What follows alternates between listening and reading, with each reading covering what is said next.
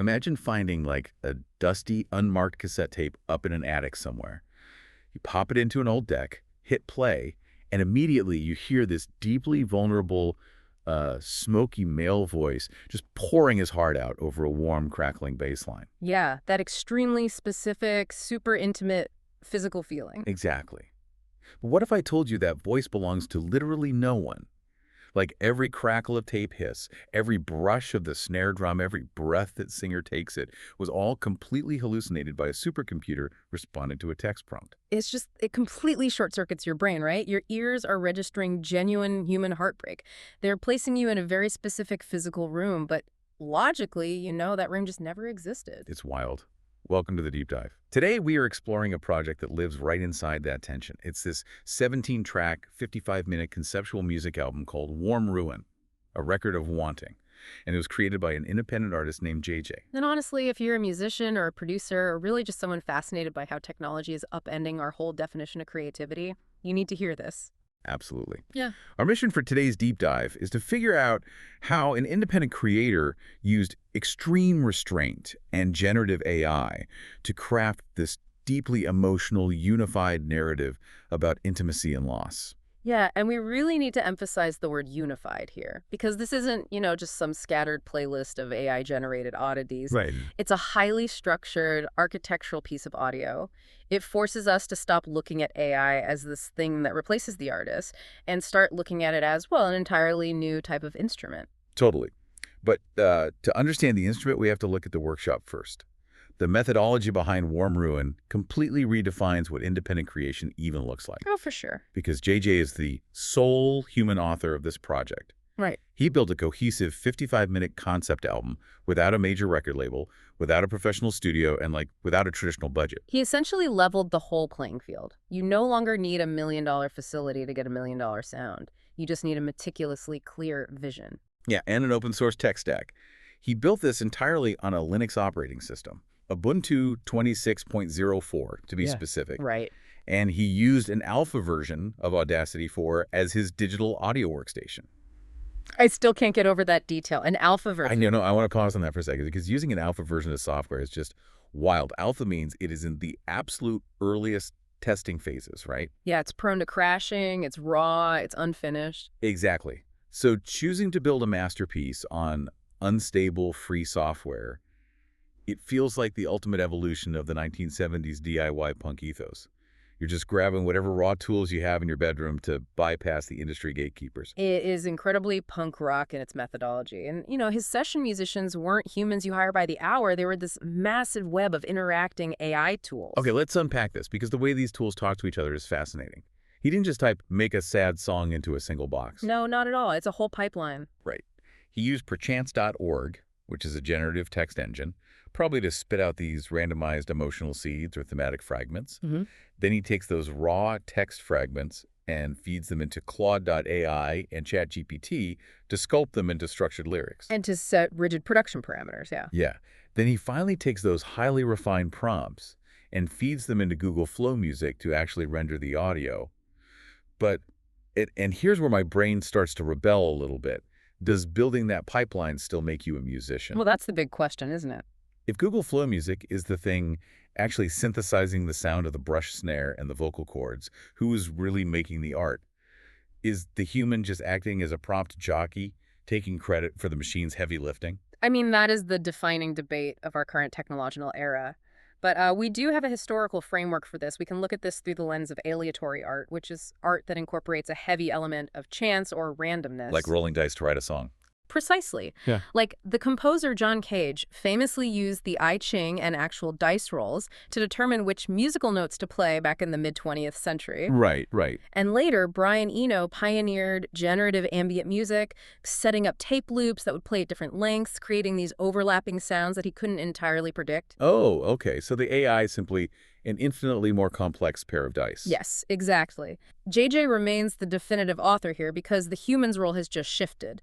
If you just push a single button on a generative AI, you get generic algorithmic sludge. You get perfectly average background noise. Right. To get warm ruin, the human has to become an intense curator. You have to establish rigorous intentions and set incredibly strict structural boundaries. The human is the architect holding the blueprints. The AI is just the contractor pouring the concrete. I love that analogy. And if JJ is the architect here, his blueprints are shockingly sparse. Let's look at the actual sonic choices he made to command these machines, because the overarching production philosophy of this entire album boils down to 4 words. Leave more room empty. What's fascinating here is how the aesthetic choices are defined by what is missing just as much as what's present. Right. He asked the AI for lo-fi warmth, sparse arrangements, deep closed mic'd vocals, and heavy tape saturation. And for anyone listening who isn't super familiar with audio engineering, tape saturation isn't just like a vintage Instagram filter for your ears. No, it's a physical process. Exactly.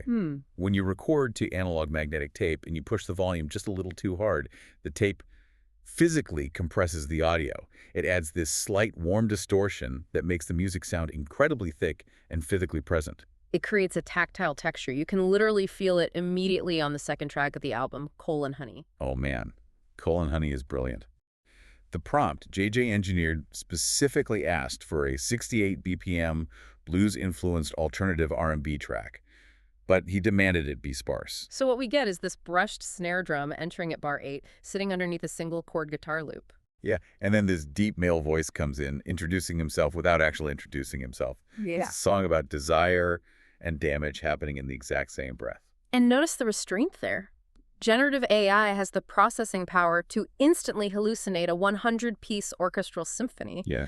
It can create the loudest, most complex, maximalist wall of sound in human history in about 5 seconds. That is the ultimate irony of this whole project. JJ has a supercomputer at his fingertips, literally the most powerful creative tool ever invented, and he uses it to generate faint vinyl crackle in empty space. Right. It is like having Superman's powers, but choosing to sit in the corner and just whisper. Well, because silence is weaponized as a compositional tool here. When you're dealing with AI, the temptation is always to add more layers. Add more, add more. Oh, for sure. But by deliberately stripping away the frequencies and relying on that tape saturation, the production forces the listener to physically lean in. It makes you pay closer attention because the mix is so quiet, you feel like you might miss the secret being told. And that feeling of a secret is amplified by the close-mic'd vocals.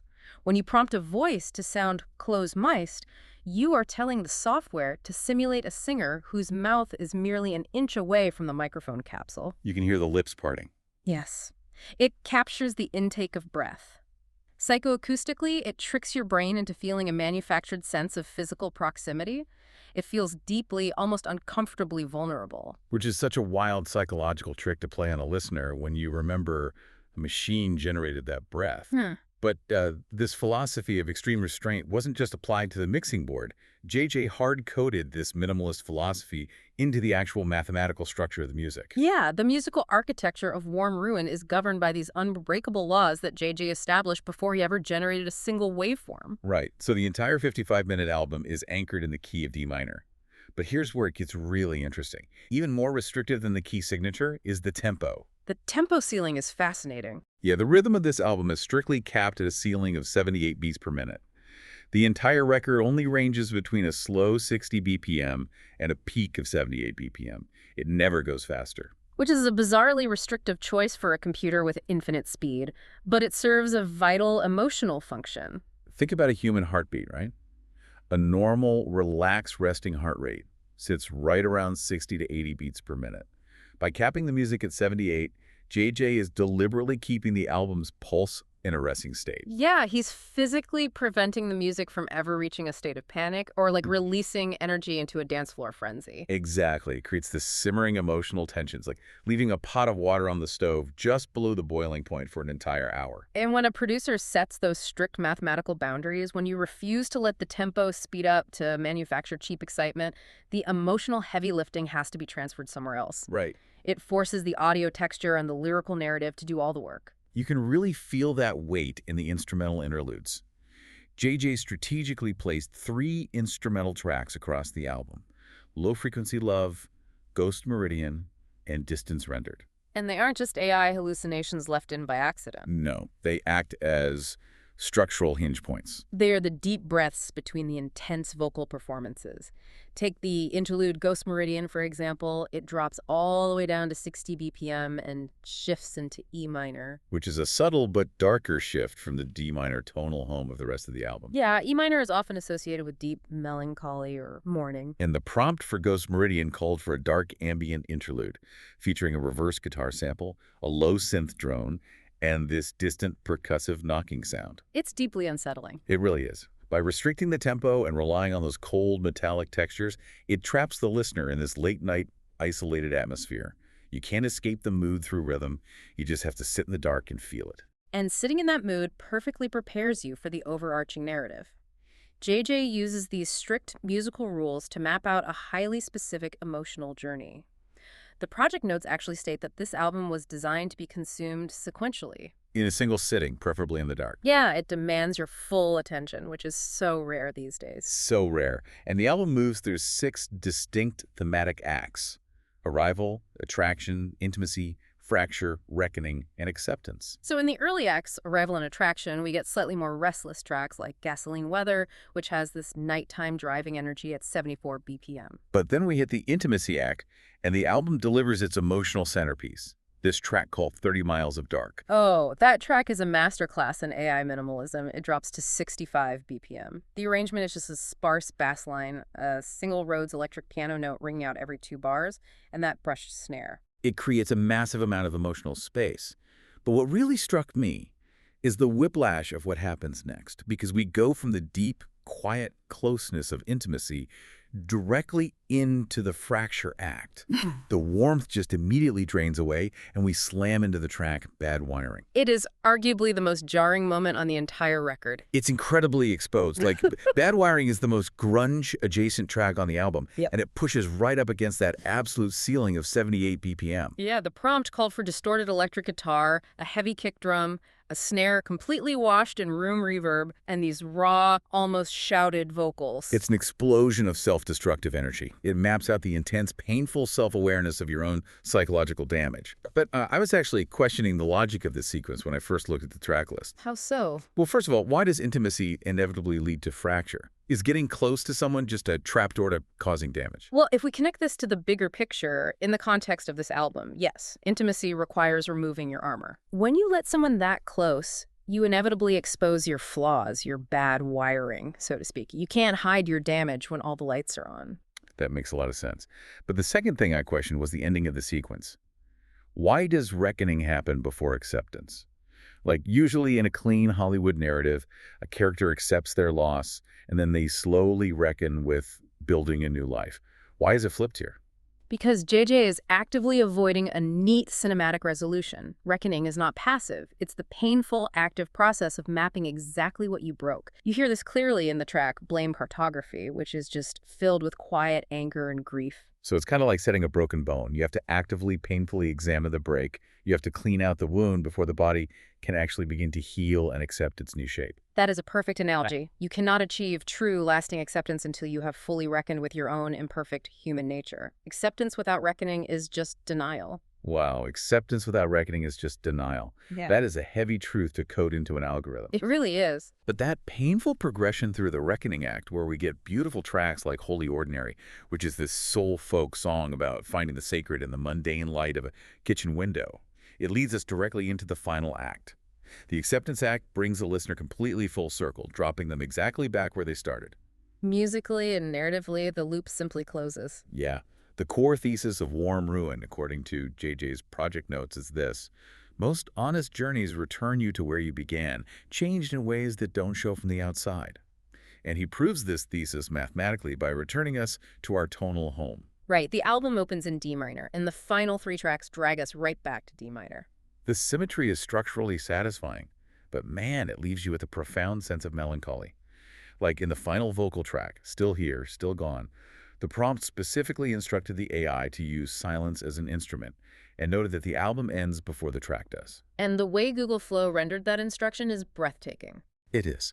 The solo voice just slowly fades away, leaving the listener sitting alone with this enormous acoustic reverb tail. The singer physically leaves the room while the music is still playing. It's the ultimate long goodbye. Which leads us to the true ending. Track 17, Coda, The Ghost of D minor. It's a 60 BPM instrumental. There are no vocals, it's just a single, distant, repeating piano note. You hear the fading hiss of the magnetic tape. And then an orchestral string swells slowly, methodically dissolves entirely into white noise. It is the absolute sonic embodiment of the Acceptance Act. So what does this all mean? A human being spent all this time building this deeply emotional, vocal-driven record with a machine, only to end it by instructing that machine to simulate the death of a sound. Why let the human voice vanish and let the instruments degrade into pure static? This raises an important question about acceptance itself. Ending on tape hiss and white noise signifies true acceptance. The ghost of the piano note remains vibrating in the room, but the player has definitively moved on. The narrative is over. Exactly. The static is just the echo of what used to be there. You know, Warm Ruin. A record of wanting is, ironically, one of the most profound testaments to human intention I have ever heard. Yeah. JJ proved that having access to infinitely powerful open-source AI tools does not mean you are obligated to create overwhelming maximalist art. The tools themselves are entirely neutral. They have no taste. The output depends entirely on the soul and the restraint of the architect. Exactly. When these generative engines are guided by a human-specific emotional architecture and bound by strict mathematical rules, they can create a cohesive exploration of human vulnerability. Absolutely. So for you listening, let this deep dive reframe how you view the technology creeping into your own field. These tools are just instruments waiting for your boundaries. They cannot replace your human soul. They are simply waiting for you to tell them where to stop. I want to leave you with one final lingering thought to mull over. We spent a lot of time discussing the artificial tape hiss on this record. If an artificial intelligence can so perfectly generate the ghostly fading hiss of a bygone analog era, literally generating nostalgia for a physical medium that was never actually there to begin with, does that make the genuine emotional reaction it triggers inside of you any less real? Man, as you think about that, imagine picking up that unmarked cassette tape from the attic box one more time. You feel the plastic in your hands, you hit play, you hear the hiss, and you feel the warmth. It doesn't really matter who or what made it. What matters is that for 55 minutes in the dark, you felt understood.